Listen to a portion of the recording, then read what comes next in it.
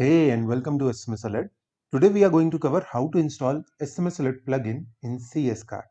We hope you have already created an account on SMS Alert.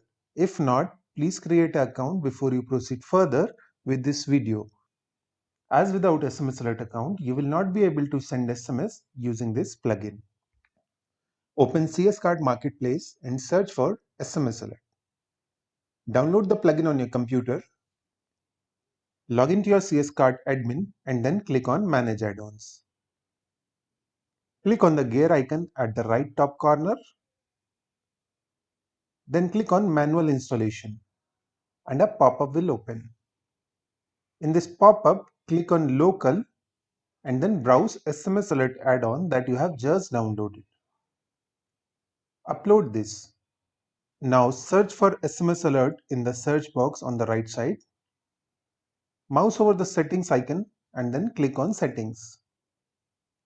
In General Settings, fill your SMS Alert username, password and sender ID. You can use sender ID as eStore in case you are on a demo account. Finally, click on Save Changes. We hope this video was helpful to you. See you soon with more such informative videos in future. Thank you.